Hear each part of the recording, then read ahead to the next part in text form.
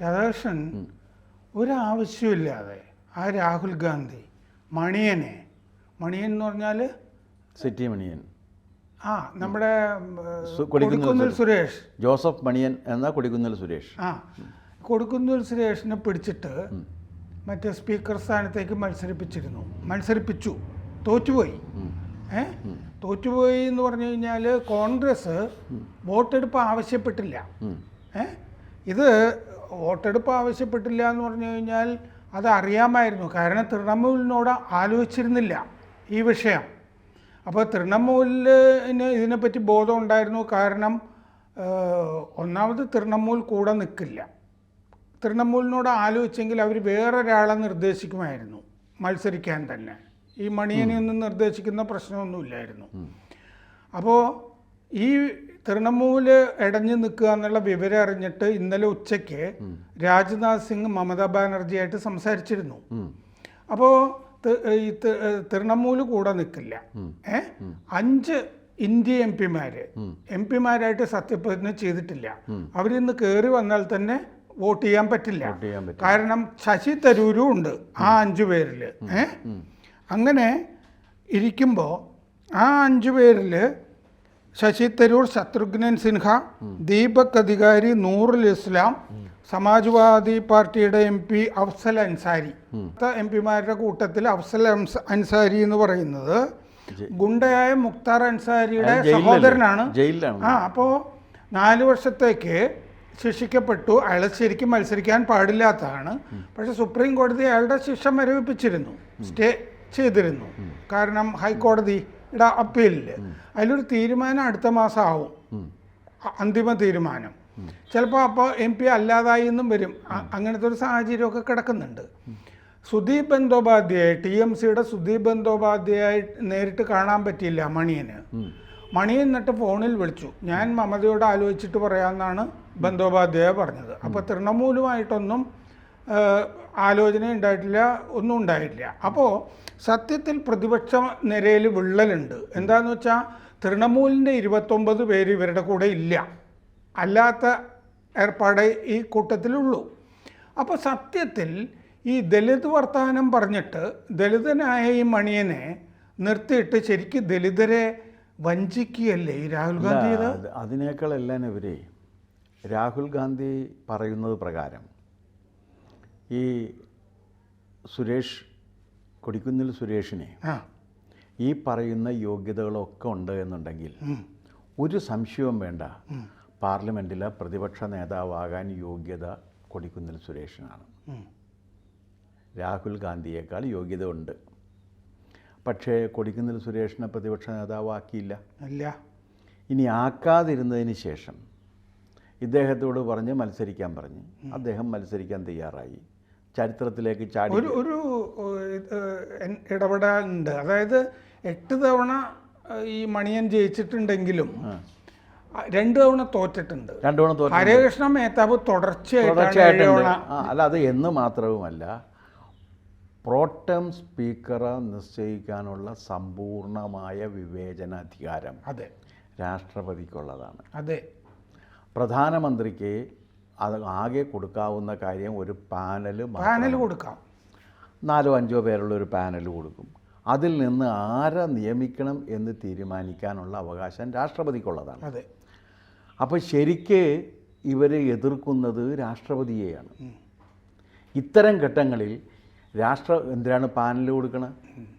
Panel കൊടുക്കുമ്പോൾ തന്നെ സീനിയേഴ്സായിട്ടുള്ളവരിൽ ആര് വേണം എന്നുള്ള വിവേചനാധികാരം ഉപയോഗിച്ച് അത് രാഷ്ട്രപതി തീരുമാനിക്കണമെന്ന് കരുതിയിട്ടാണല്ലോ പാനൽ കൊടുക്കുന്നത്. അല്ലെങ്കിൽ ഇത് വേണ്ടല്ലോ. അപ്പോൾ ആ രാഷ്ട്രപതിക്ക് ഇതിന് അധികാരമുണ്ട് എന്നിരിക്കെ ഇവർ എതിർക്കുന്നത് രാഷ്ട്രപതിയുടെ അധികാരത്തെയാണ്. പിന്നെ ഇവർ വോട്ടെടുപ്പ് മാറ്റിവെച്ചതിൻ്റെ കാരണം എന്താണെന്നറിയാമോ?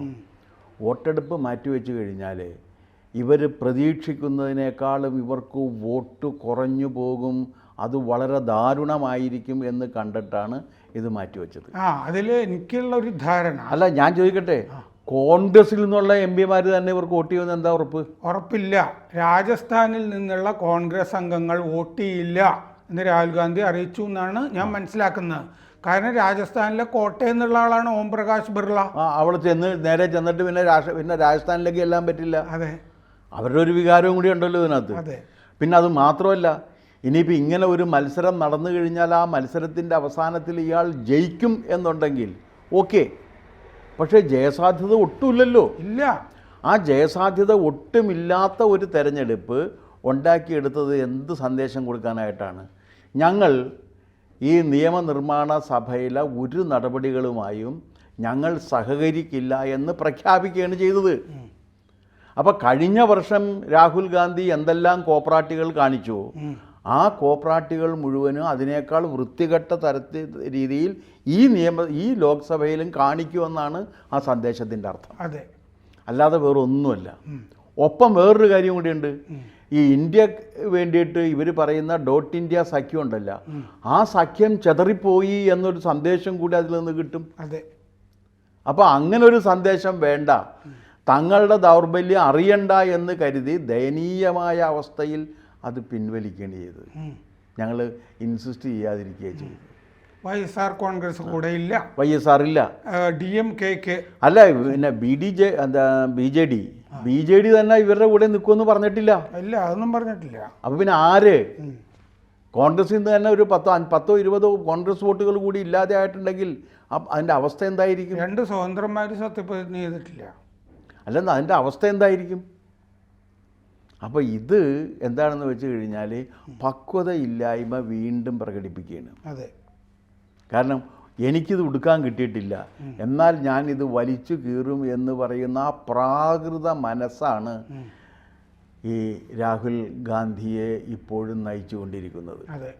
അതുകൊണ്ടാണ് ഇവിടെ തന്നെ ഇതിൽ തന്നെ പുത്തരിയിൽ തന്നെ ഒരു കല്ലുകടി ആകട്ടെ എന്ന്, കല്ല് കടിക്കുകയല്ല, പുത്തരിയിൽ കല്ല് വാരി വെതറിപ്പോകാം എന്ന് പറയുന്നത്. ഇനി അദ്ദേഹം അവിടെ പറഞ്ഞു എന്ന് പറയുന്നൊരു കാര്യം എന്താണ്? പ്രതിപക്ഷത്തിന് ശബ്ദം ഇവിടെ കേൾക്കണം എന്നാണ്. പ്രതിപക്ഷത്തിൻ്റെ ശബ്ദം കേൾക്കുക എന്ന് പറഞ്ഞാൽ കൂക്ക് വിളിക്കുക എന്നല്ല അർത്ഥം. അതല്ല, കൂക്ക് വിളിക്കാനല്ല. ഇനി എന്തിനാണ് എല്ലാ MP-മാർക്കും ഒരു പോക്കറ്റ് എഡീഷൻ ഭരണഘടന കൊടുക്കുന്നത്? ആ ഭരണഘടനയുമായിട്ട് വേണം അവർ പാർലമെൻറ്റിൽ വരാൻ. ഏതെങ്കിലും ഒരു നിർമ്മിക്കപ്പെടുമ്പോൾ അത് ഭരണഘടനയ്ക്ക് അനുസൃതമാണ് എന്ന് ഉറപ്പുവരുത്തുകയും അതിനല്ല എന്നുണ്ടെങ്കിൽ ഭരണഘടന വച്ചുകൊണ്ട് ഇതല്ല എന്ന് വാദിക്കുകയും ചെയ്യുന്നതിന് വേണ്ടിയാണ് റെഡി റെക്കണറായിട്ട് ഈ ഭരണഘടന ഇവർക്ക് കൊടുക്കുന്നത്. എല്ലാവർക്കും കൊടുക്കും. MP ആയി സത്യപ്രതിജ്ഞ ചെയ്യുമ്പോൾ കൊടുക്കുന്നതാണ് ആ പോക്കറ്റ് എഡീഷൻ. ഭരണഘടന അറിയാമെങ്കിൽ രാധാകൃഷ്ണ ഇവർ സ്പീക്കർ ഡെപ്യൂട്ടി സ്പീക്കർ വഴക്കുണ്ടാക്കില്ലായിരുന്നല്ലോ. ഒരു കാരണവശാലും അതിനകത്ത് ഒരു സ്ഥലത്തും ഈ മുതിർന്ന അംഗത്തിനെ മാത്രമേ സ്പീക്കർ ആക്കാവൂന്നൊന്നും എഴുതി വെച്ചിട്ടില്ല. അല്ല, മുതിർന്ന അംഗത്തിനെ മാത്രമാക്കാന്നല്ല, ഈ പ്രോട്ടം സ്പീക്കറെ തന്നെ നിശ്ചയിക്കാനുള്ള അധികാരം കൊടുത്തിരിക്കുന്നത് പ്രധാനമന്ത്രിക്കല്ല, അല്ല, രാഷ്ട്രപതിക്കാണ്. പ്രധാനമന്ത്രിക്ക് ആകെയുള്ള അധികാരം എന്ന് വെച്ചാൽ ഒരു പാനൽ പ്രിപ്പയർ ചെയ്തിട്ട് ആ പാനൽ പ്രിപ്പയർ ചെയ്യുന്നത് പ്രധാനമന്ത്രിയല്ല. അതിന് ക്രൈറ്റീരിയ പാർലമെന്റ് അഫയേഴ്സ് മിനിസ്ട്രിയാണ് അത് കൊടുക്കുന്നത്. അത് നേരെ ഫോർവേഡ് ചെയ്യുമെന്നുള്ളതാണ്. അതിൽ നിന്ന് ആരെ വെക്കണം എന്നുള്ള കാര്യം തീരുമാനിക്കുന്നത് രാഷ്ട്രപതിയാണ്. ഇനി രണ്ടാമത്തെ കാര്യം, ഭരണഘടനയുടെ അനുച്ഛേദം 93 അനുസരിച്ചിട്ടാണ് സ്പീക്കറും ഡെപ്യൂട്ടി സ്പീക്കറും തിരഞ്ഞെടുക്കപ്പെടുക. സ്പീക്കറുടെ തെരഞ്ഞെടുപ്പ് എന്ന് വേണമെന്ന് നിശ്ചയിക്കാനായിട്ട് പ്രധാനമന്ത്രിക്ക് അധികാരമുണ്ട്. ഡെപ്യൂട്ടി സ്പീക്കറുടെ തെരഞ്ഞെടുപ്പ് എന്ന് വേണമെന്ന് നിശ്ചയിക്കാൻ അധികാരമുള്ളത് സ്പീക്കർക്കാണ്. അതെ, കാരണം സ്പീക്കറെ തിരഞ്ഞെടുക്കുന്നത് 3-ാം ദിവസം, 2 ദിവസം സത്യപ്രതിജ്ഞ. ആ 3-ാം ദിവസം എന്നുള്ളത് ഫോളോ ചെയ്യുന്നുണ്ട്. ഡെപ്യൂട്ടി സ്പീക്കറുടെ കാര്യത്തിൽ അങ്ങനെ ഒരു കാലപരിധി ഇല്ല. അല്ല 3-ാം ദിവസം എന്നുള്ളതല്ല, ഇപ്പോൾ ഒറ്റ ദിവസം കൊണ്ട് സത്യപ്രതിജ്ഞ കഴിഞ്ഞാൽ നെക്സ്റ്റ് ഡേ ആകാം. ഒരു വിരോധമില്ല. കാരണം ഈ പ്രോട്ടം സ്പീക്കർ ഇരുന്നിട്ട് വേണം സ്പീക്കറുടെ തിരഞ്ഞെടുപ്പ് നടത്താൻ. സ്പീക്കർ വരുന്ന സമയത്ത് അദ്ദേഹത്തെ അവിടെ സ്വീകരിച്ചിരുത്തി ഇദ്ദേഹം ഇറങ്ങിപ്പോരും. ഇതാണ് ഇതിൻ്റെ പരിപാടി. അപ്പോൾ ആ 2 ദിവസത്തെ സ്പീക്കറാണ്. പിന്നെ സ്പീക്കറുടെ പദവിക്ക് വേറൊരു കാര്യമുണ്ട്. ആ കസേരയിൽ ആരിയ്ക്കുന്നുവോ ആ ഇരിക്കുന്ന ആൾക്ക് സ്പീക്കറുടെ എല്ലാ അധികാരങ്ങളും ആ സമയത്തുണ്ട്. ആ സമയത്ത് അയാളെ സ്പീക്കറിന് തന്നെ വിളിക്കുകയും അദ്ദേഹത്തിന് സസ്പെൻഷൻ അടക്കമുള്ള സകല കാര്യങ്ങൾ ചെയ്യുന്നതിനുള്ള അധികാരമുണ്ട്. അതിനൊരു വലിയ പാനലുണ്ട്. ആ പാനലിൽ പ്രതിപക്ഷവും ഉണ്ട്, ഭരണപക്ഷവും ഉണ്ട്. അവരിരുന്നിട്ടാണ് സഭാ നടപടികൾ നിയന്ത്രിക്കുന്നത്. ഈ കഴിഞ്ഞ ലോക്സഭയിൽ ഏത് നിയമനിർമ്മാണ പ്രവർത്തനത്തിലാണ് കോൺഗ്രസ് സജീവമായി പങ്കെടുത്തേക്കണം? നിങ്ങൾ ഒരെണ്ണം പറയൂ. നിയമങ്ങൾ അവതരിപ്പിക്കുമ്പോൾ ആ നിയമങ്ങൾ ഇഴനാര് കീറി പരിശോധിച്ചുകൊണ്ട് ഇത് ഇന്നിൻ്റെ കാര്യം കൊണ്ട് സാധ്യമല്ല, ഇത് ഇന്നിന്ന രീതിയിൽ നമുക്ക് എതിർക്കേണ്ടതാണ്, ഇതിന് ഭരണഘടനയുടെ സാധുത കിട്ടില്ല എന്ന് പറയാൻ ബാധ്യസ്ഥരായിട്ടുള്ള ഈ കോൺഗ്രസ് മെമ്പർമാർ ഒരക്ഷരം മിണ്ടാതിരിക്കുകയാണ് ചെയ്തത്. അതെ. ഇനി വേറൊന്നുണ്ട്, സ്പീക്കർ പൊളിറ്റിക്കലി ന്യൂട്രലാണ്. ഒരു തിരഞ്ഞെടുക്കപ്പെട്ട് കഴിഞ്ഞാൽ അദ്ദേഹം പൊളിറ്റിക്കലി ന്യൂട്രൽ മെമ്പറാണ്. പൊളിറ്റിക്കലി ന്യൂട്രൽ മെമ്പറാണ് എന്നുള്ള വാദം ഉന്നയിച്ചുകൊണ്ടാണ് 2004 സ്പീക്കറായ CPM-കാരനായ സോംനാഥ് ചാറ്റർജി 2008 CPM പിന്തുണ പിൻവലിച്ച് ഇങ്ങനോട് രാജിവെക്കാൻ വേണ്ടി പറഞ്ഞപ്പോൾ രാജിവെക്കാതിരിക്കാനുള്ള കാരണമായി അദ്ദേഹം പറഞ്ഞത് ഇത് പൊളിറ്റിക്കലി ന്യൂട്രൽ പോസ്റ്റാണെന്നാണ്. അത് ശരിയാണ്. അദ്ദേഹം ആ നിമിഷം മുതൽ, തിരഞ്ഞെടുക്കപ്പെട്ട നിമിഷം മുതൽ അദ്ദേഹം സഭയുടെ സ്പീക്കറാണ്. അദ്ദേഹത്തിന് ഭരണകക്ഷിയില്ല, പ്രതിപക്ഷവുമില്ല. അദ്ദേഹം പൊളിറ്റിക്കലി ന്യൂട്രലായിട്ട് നിന്ന് പ്രവർത്തിച്ചുകൊണ്ടിരിക്കുകയാണ്. അങ്ങനെ പൊളിറ്റിക്കലി ന്യൂട്രലായിട്ട് നിന്ന് പ്രവർത്തിച്ചുകൊണ്ടിരിക്കുന്ന ഒരാളാണ് ആ മുന്നണിക്കുള്ള പിന്തുണ അങ്ങേരുടെ രാഷ്ട്രീയ കക്ഷി പിൻവലിച്ചു എന്ന ഒറ്റ കാര്യം കൊണ്ട് ആ മുന്നണിക്കുള്ള പിന്തുണയും പിൻവലിച്ചു പോകാൻ താൻ ബാധ്യസ്ഥനല്ല എന്ന് സോമനാഥ് ചാറ്റർജി ഭരണഘടനയിൽ പറഞ്ഞിട്ടുണ്ട്. ഒന്നുകിൽ സ്പീക്കറെ രാജിവെക്കണം, അതല്ലെങ്കിൽ പുറത്താക്കണം. അല്ലെങ്കിൽ ആ സ്പീക്കർ ആ സഭ ഡിസോൾവ് ചെയ്യുന്നവരെ സ്പീക്കറാണ് എന്ന് പറഞ്ഞു. ഡിസോൾവ് ചെയ്ത് കഴിഞ്ഞാലും പിന്നത്തത് സ്പീക്കർ വരുന്നത് വരെ സ്പീക്കറാണ്. സ്പീക്കർ പദവിക്ക് കണ്ടിന്യൂറ്റി പറയുന്നുണ്ട്. ഈ രാഷ്ട്രപതിയുടെ പദവിക്ക് അല്ലെങ്കിൽ പ്രധാനമന്ത്രിയുടെ പദവിക്കൊക്കെ കണ്ടിന്യൂറ്റി ഉള്ള രീതിയിൽ സ്പീക്കർ പദവിക്കും കണ്ടിന്യൂറ്റി ഉണ്ട്. ആ സ്പീക്കർ പദവിക്ക് കണ്ടിന്യൂറ്റി കൊടുത്തിരിക്കുന്നത് തന്നെ ഈ ജനാധിപത്യ സംവിധാനത്തിൽ സ്പീക്കർ എന്ന പദവി അവിടെ എപ്പോഴും ഉണ്ടാകണം എന്ന മുൻ നിശ്ചയത്തിൻ്റെ അടിസ്ഥാനത്തിലാണ്. അപ്പോൾ ഇവർ എന്താ കാര്യം എന്ന് വെച്ചാൽ, ഇനി തെരഞ്ഞെടുപ്പ് എന്ന് പറഞ്ഞാൽ അത് അറിയാവുന്ന കാര്യമില്ല. ആദ്യം ആരെയാണോ നാമനിർദ്ദേശം ചെയ്യുന്നത്, തെരഞ്ഞെടുപ്പില്ല, പ്രമേയമാണ്. തെരഞ്ഞെടുപ്പില്ല. തെരഞ്ഞെടുപ്പ് എപ്പോഴാണ് വരുന്നതെന്ന് ചോദിച്ചു കഴിഞ്ഞാൽ പ്രമേയം വോട്ടിനിടാനേ പറ്റുള്ളൂ. പ്രമേയം വോട്ടിനിടുമ്പോൾ മാത്രമേ വോട്ട് വരുള്ളൂ. അത് തെരഞ്ഞെടുപ്പല്ല, വോട്ടാണ്. വോട്ട് തെരഞ്ഞെടുപ്പല്ല. അപ്പോൾ ആദ്യം സ്പീക്കറാക്കി നാമനിർദ്ദേശം ചെയ്യപ്പെട്ടിരുന്നത് ഓം ബിർളയാണ്. അപ്പോൾ ഓം ബിർളയുടെ പ്രമേയം ആദ്യം എടുക്കും. അത് അറിയാവുന്നവരാണ്. കാരണം 8 പ്രാവശ്യം പാർലമെൻറ്റിൽ എത്തിയിട്ടുള്ള മറ്റേ ജോസഫ് മണിയൻ എന്ന കൊടിക്കുന്നിൽ സുരേഷിന് അക്കാര്യം അറിയാവുന്നതാണല്ലോ. അത് അറിയാത്തൊരാളല്ലല്ലോ അദ്ദേഹം. അപ്പോൾ അത് അദ്ദേഹത്തിനത് പറഞ്ഞു കൊടുക്കാം, ഇതിങ്ങനെയാണ് ഇതിൻ്റെ സംഭവം. പിന്നെ ഇതിന് വോട്ടെടുപ്പ് വേണമെന്നുണ്ടെങ്കിൽ സാധാരണഗതിയിൽ പ്രമേയത്തിൽ വോട്ടെടുപ്പ് വേണമെന്നുണ്ടെങ്കിൽ പ്രത്യേകം ആവശ്യപ്പെടണം. അല്ലെങ്കിൽ ഭൂരിപക്ഷ അഭിപ്രായ പ്രകാരം അത് പാസ്സായി പോകും. ഇനി ഇവർ പറയുന്നത് ഞങ്ങൾ പാർലമെൻറ്റ് നിരന്തരമായി തടസ്സപ്പെടുത്തിക്കൊണ്ടിരിക്കും. ആ നിരന്തരമായി തടസ്സപ്പെടുത്തിക്കൊണ്ടിരിക്കുമ്പോൾ ഒരു ബില്ലും പാസ്സാക്കരുത് എന്നാണെങ്കിൽ അതെങ്ങനെയാണ് ശരിയാകുന്നത്? പിന്നെ ഈ നെഹ്റു മഹാനായ നെഹ്റു, മഹാനായ ലെനിൻ പോലെ അങ്ങേര് ഇപ്പോൾ രാഹുൽ ഗാന്ധി പറഞ്ഞത് എന്താണെന്ന് വെച്ചാൽ, നിങ്ങൾ ഞങ്ങൾക്ക് ഡെപ്യൂട്ടി സ്പീക്കർ തരാമെന്ന് ഉറപ്പ് നൽകിയാൽ ഞങ്ങൾ ഓം ബിർളയുടേത് പാസ്സാക്കി തരാമെന്നാണല്ലോ. അങ്ങനെയാണെങ്കിൽ ഒരു ചോദ്യമുണ്ട്. 1952 ആദ്യത്തെ സ്പീക്കർ GP മാവുലങ്കറെ എടുക്കുമ്പോൾ ഈ ഉറപ്പ് പ്രതിപക്ഷം ആവശ്യപ്പെട്ടിട്ട് നെഹ്റു കൊടുത്തില്ലല്ലോ. ഞങ്ങൾക്ക് ഡെപ്യൂട്ടി സ്പീക്കറെ തരണം എന്ന് അന്നും പ്രതിപക്ഷം ആവശ്യപ്പെട്ടു, കൊടുത്തില്ല. എന്നിട്ട് പ്രതിപക്ഷം എന്ത് ചെയ്തു എന്ന് വെച്ചാൽ 1952 മാവുലങ്കർ മറ്റേ പ്രമേയം, എതിർ പ്രമേയം ശങ്കർ ശാന്താറാം മൊറെ വെച്ചുകൊണ്ട് ശങ്കർ ശാന്താറാം മൊറയുടെ ഇത് കൊടുക്കുകയും അത് വോട്ടിലിടണമെന്ന് ശടിക്കുകയും ചെയ്തു. 390-ലേറെ വോട്ട് മാവുലങ്കർക്കും കിട്ടി. 55 വോട്ടാ മറ്റാണ് ഈ ശാന്താറാമിന് കിട്ടിയത്. 55 വോട്ടാണെന്നാ എൻ്റെ ഒരു ഓർമ്മ അല്ലേ? അത് അന്ന്. ഇനി വോട്ടെടുപ്പ് വേണമെന്നുണ്ടെങ്കിൽ എന്താണ് ചെയ്യുന്നതെന്ന് അറിയാം. 394-55 അന്നത്തെ വോട്ട്. 390. അതെ. ഇനി വോട്ടെടുപ്പ് വേണമെങ്കിൽ എന്താ ചെയ്യുന്നത്? ഈ പറയുന്ന രീതിയിലൊന്നുമല്ല. എല്ലാവർക്കും ഒരു സ്ലിപ്പ് കൊടുക്കും. ആ സ്ലിപ്പിൽ യെസ് എന്നോ നോ എന്നോ എഴുതാം. യെസ് എന്ന് എഴുതി കൊടുക്കുന്ന എല്ലാം കൂടി കളക്ട് ചെയ്യും. നോ എന്ന് എഴുതി കൊടുക്കുന്നതൊക്കെ അവിടെ ഇടും. അത് എണ്ണ പോലും ചെയ്യില്ല. ടോട്ടൽ വോട്ട് എത്ര വന്നുവോ അതിൽ നിന്ന് യെസ് കഴിച്ചിട്ട് ബാക്കി മൈനസാണ് ഇടുക. അതെ, അന്ന് മോറയെ പിന്തുണച്ചവരുടെ പേര് പറയാം. Berhampore MP Tridip Chaudhary, RSP Tridip Chaudhary. RSPയുടെ നേതാവും മാവേലിക്കര MP-യുമായിരുന്ന N ശ്രീകണ്ഠൻ നായർ. ഇന്നും മാവേലിക്കര എന്നാണല്ലോ മണിയം വന്നിരിക്കുന്നത്. പിന്നെ ബഷീർ ഭട്ട് MP, രേണു ചക്രവർത്തി. ഇതൊക്കെയാണ് ഈ പാരമ്പര്യം എന്ന് പറയുന്നത്. കാരണം നെഹ്റു ഒന്നും സമ്മതിച്ചില്ല ഡെപ്യൂട്ടി സ്പീക്കറെ കൊടുക്കാമെന്ന്. അല്ല, ഇത് തന്നെയാണ് 1976 ഉണ്ടായതും. 76 അല്ല, 76 മുമ്പ് ഉണ്ടായിട്ടുണ്ട്. അത് ടൈംസ് ഓഫ് ഇന്ത്യയിൽ ഇന്ന് 2 ഉള്ളൂ എന്ന് എഴുതിയിട്ടുണ്ട്. തെറ്റാണ്. 3 തവണ തെരഞ്ഞെടുപ്പ്. കാരണം 1967 നീലം സഞ്ജീവ റെഡ്ഡിയെ നിര കൊണ്ടുവന്നപ്പോൾ തെന്നറ്റി വിശ്വനാഥം എന്ന് പറഞ്ഞ സ്വതന്ത്രൻ, ആ സ്വതന്ത്രനെ CPIM ഉൾപ്പെടെയുള്ള പ്രതിപക്ഷം സ്ഥാനാർത്ഥിയാക്കി. അന്ന് പേപ്പർ സ്ലിപ്പ്.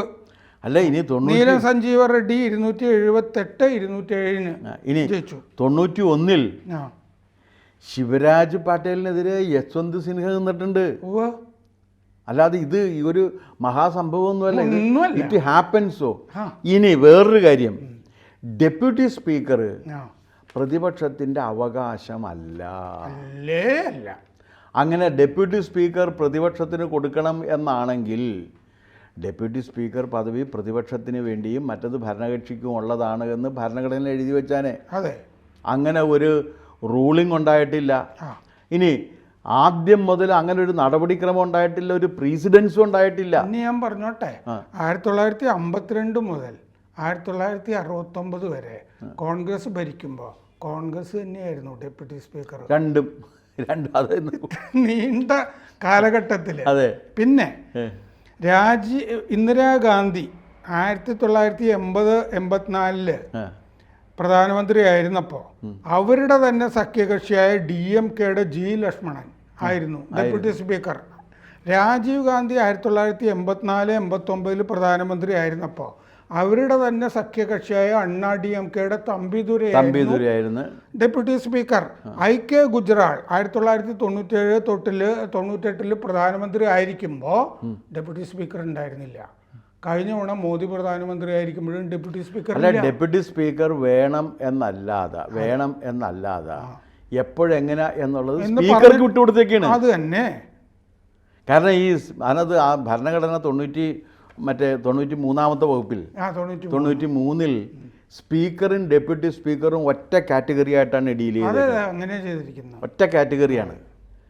അപ്പോൾ അതിൽ 2 പേർക്കും എന്ന് പറഞ്ഞാൽ അപ്പോൾ സ്പീക്കർക്ക് തനിക്ക് നടത്തിക്കൊണ്ടുപോകാൻ പറ്റും. മറ്റേ പാനൽ എന്താന്ന് വെച്ചാൽ ഡെപ്യൂട്ടി സ്പീക്കറുടെ ആവശ്യമില്ല ശരിക്കും. എന്താന്ന് വെച്ചാൽ സ്പീക്കേഴ്സ് പാനൽ ഉണ്ടല്ലോ, ഉണ്ട്. അപ്പോൾ ഡെപ്യൂട്ടി സ്പീക്കർ ഇല്ലെങ്കിലും ഒരാൾ ആ സ്ഥാനത്ത് വന്നു കഴിഞ്ഞാൽ Deputy Speaker, when he acts as the Speaker, when he delivers the functions of the Speaker, he enjoys all the powers of the Speaker. അപ്പോൾ അത് തന്നെയാണ് ഇവിടെയും കിട്ടുന്നത്. അപ്പോൾ പിന്നെ ആ പാനലിൽ നിന്ന് പോരെ. നമ്മുടെ പ്രേമേന്ദ്രൻ ഒരിക്കൽ പാനലിലിരുന്ന് സഭ നിയന്ത്രിക്കുന്നത് കണ്ടു ഞാൻ. അത് സഭ നിയന്ത്രിക്കുന്നത് കണ്ട്. അപ്പോൾ സഭ നിയന്ത്രിക്കേണ്ടി വരുന്ന സമയത്ത് ബിർള പ്രകടിപ്പിക്കുന്ന അതേ അസ്വസ്ഥതകളൊക്കെ പ്രകടിപ്പിച്ചുകൊണ്ടാണ്. കാരണം ഇരിക്കൂ എന്ന് പറയേണ്ടി വരും. സഭ നടത്തിക്കൊണ്ടു പോകണ്ടേ. ഇവരുടെ ഈ വാദമാണ് തെറ്റ്. ഞങ്ങൾ ഒരു കാരണവശാലും നിയമനിർമ്മാണത്തോട് സഹകരിക്കില്ല, ഞങ്ങൾ സഹകരിക്കുന്നത് വരെ നിയമനിർമ്മാണം പാടില്ല എന്നുള്ള ഈ ദുർവാശി ഉപേക്ഷിക്കുന്നതാണ്. ഡെപ്യൂട്ടി സ്പീക്കർ പ്രതിപക്ഷത്തിന് കൊടുക്കുക എന്നുള്ള മര്യാദയൊക്കെ കാണിച്ചിട്ടുള്ള ആളുകൾ ആരാന്നറിയോ? വാജ്പേയി 1999-2004 കോൺഗ്രസിന്റെ PM സയ്യിദ് ഡെപ്യൂട്ടി സ്പീക്കർ. ഈ മര്യാദയൊക്കെ കാണിച്ചിരിക്കുന്ന BJP അന്നായി. കോൺഗ്രസ് ഒരിക്കലും ചെയ്തിട്ടില്ല. ഇല്ല, എന്തിനാ ചെയ്യേണ്ട കാര്യമില്ലല്ലോ. മന്ത്രിയാകാൻ വേണ്ടി തലക്കിടിച്ച് നിൽക്കുന്ന ഒരുത്തന് ഒരു പദവി കൊടുത്ത് സാറ്റിസ്ഫൈ ചെയ്യാനല്ലേ നോക്കുള്ളൂ. ഇവൻ മന്ത്രിയാകാൻ വേണ്ടി തലക്കിടിച്ച് നടന്ന് അത് കിട്ടാത്തതിൻ്റെ ഒരു അസംതൃപ്തിയോട് കൂടിയല്ലേ PJ കുര്യൻ ഡെപ്യൂട്ടി ചെയർമാനായിട്ട് എത്ര കൊല്ലുവരുന്നു. അതിന് മുൻപ് എനിക്ക് തോന്നുന്നു ഡെപ്യൂട്ടി ചെയർമാൻ ആരായിരുന്നു? സയ്യിദായിരുന്നോ? സയ്യിദായിരുന്നു. അപ്പോൾ ഇങ്ങനെ എത്രയോ പേരിരിക്കുന്നുണ്ട് അതിനകത്ത്. അപ്പോൾ സയ്യിദ് ഡെപ്യൂട്ടി സ്പീക്കറായിട്ട് ഇരുന്നിട്ടുണ്ട്. ഇതെല്ലാം എന്ന് പറഞ്ഞു ബാലയോഗി മരിച്ചു കഴിഞ്ഞപ്പോൾ സയ്യിദ് ഡെപ്യൂട്ടി സ്പീക്കറായിട്ട് വന്നു ആ 2 മാസം. അല്ല, ഇതൊക്കെയെന്ന് വെച്ച് കഴിഞ്ഞാൽ ഇതൊക്കെ അതാത് സന്ദർഭത്തിൽ ഭരണ പ്രതിപക്ഷങ്ങൾ തമ്മിൽ ഉള്ള ഒരു ധാരണയുടെ പുറത്താണ് ഇതൊക്കെ നടക്കുക. അല്ലാതെ ഇതിനെ വ്യക്തമായിട്ട് പറയുന്ന ഞാൻ ഒന്ന് ചോദിച്ചോട്ടെ, ഈ രാഹുലിന് ഒരു വിവരവും ഈ ചരിത്രപരമായിട്ടില്ല? ഇല്ലെന്ന് വേണം കരുതാനായിട്ട്. കാരണം ഞാൻ 1952 മുതൽ 1969 വരെ കോൺഗ്രസ് പ്രധാനമന്ത്രിയായിരുന്നപ്പോൾ ഡെപ്യൂട്ടി സ്പീക്കർ കോൺഗ്രസ് ആണ്. അല്ല, അത് നോക്കണ്ടേ? ഇനി വേറൊരു കാര്യം, അങ്ങനെ എന്തെങ്കിലും കോമൺ സെൻസ് ഉള്ള ഒരാളാണെന്നുണ്ടെങ്കിൽ ഈ മറ്റേ കൊടിക്കുന്നിൽ സുരേഷിനെ കൊണ്ട് ഈ കോലം കെട്ടിക്കുക. അത് പറയണ്ടേ? നമുക്കത് വേണ്ട.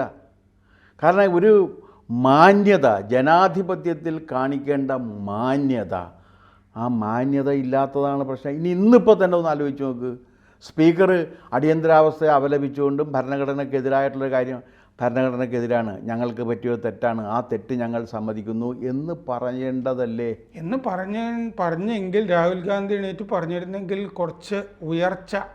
ഭാരത് ജോഡോ യാത്ര ചെയ്യുന്ന ആ ചക്കൻ എന്തോ പഠിച്ചു എന്ന് തോന്നുമായിരുന്നു. ഇതിപ്പോൾ ഒന്നും പഠിച്ചിട്ടില്ല എന്ന് മാത്രമല്ല, കുറേ കൂടി വഷളാകുകയും ചെയ്തു എന്നുള്ളതാണ്. താടി പഠിച്ചുകൊണ്ടാണ് വന്നേക്കണമെന്നൊക്കെ ചില മാധ്യമങ്ങൾ എഴുതുന്നുണ്ട്. എന്താ ഈ പറയണത്? താടി പഠിക്കുന്നതും തമ്മിൽ എന്ത് വ്യത്യാസമുണ്ടെന്നാണ് അവർ കരുതിയേക്കണത്. കാരണം ഇതുപോലെ PR വർക്ക് നടത്തുന്ന താജിക്കിസ്ഥാനിൽ കഴിഞ്ഞ ദിവസം പാർലമെന്റ് നിയമം പാസ്സാക്കിയിട്ടുണ്ട്. മുസ്ലിം ഭൂരിപക്ഷ രാഷ്ട്ര, ഹിജാബും പാടില്ല, താടിയും പാടില്ല, മനുഷ്യരെ പോലെ നടക്കാൻ പറഞ്ഞു. അപ്പം ഞാനൊക്കെ താടി വെച്ച് നടക്കുന്ന എൻ്റെ ചോദ്യം വരും. അല്ല, ഇതൊക്കെയെന്ന് പറഞ്ഞാൽ ഇതൊക്കെ ഒരു താടി വെക്കുന്നതൊരു മഹത്വമാണ്, താടി വെക്കാത്തത് മഹത്വമാണ്. ഇതൊക്കെ ഇത്തരം കാര്യങ്ങളൊക്കെ ഈ PR വർക്കിൻ്റെ ഭാഗമായിട്ട് മാധ്യമങ്ങൾക്കും മറ്റുള്ളവരെയും സ്വാധീനിച്ച് ചെയ്യുന്നതാണ്. പക്ഷേ പാർലമെന്റിൽ അയാൾ സഫാരി സൂട്ട് ഇട്ടോ, ഇന്ന ഡ്രസ്സ് ഇട്ടോ, ഒന്നും മറ്റേ കോട്ടൺ ആണോ മറ്റേ പാൻ്റാണോ ട്രൗസർ ഇട്ട് വന്നോ, ഇതൊന്നുമല്ല പ്രധാനം. ഡിബേറ്റ് മര്യാദയ്ക്ക് നടത്തുന്നു. അല്ല, പാർലമെൻറ്റിലെ ഡിബേറ്റ് ഒരു വിഷയം കമ്മ്യൂണിക്കേറ്റ് ചെയ്ത് അവതരിപ്പിച്ച് പാർലമെൻറ്റിൻ്റെ അംഗീകാരം നേടത്തക്ക വിധത്തിൽ ഭാഷാപരമായിട്ടൊക്കെ സ്വാധീനമുള്ളതല്ലേ ശശി തരൂര്? നമുക്ക് അയാളോടുള്ള വിയോജിപ്പൊക്കെ മാറ്റി. ജനാധിപത്യത്തിലുള്ള വിശ്വാസത്തിന് വലിയ ആക്കമുള്ളതുകൊണ്ട് പുള്ളി സത്യപ്രതിജ്ഞ തന്നെ ചെയ്തിട്ടില്ല MP ആയിട്ട്. എന്തുപറ്റി?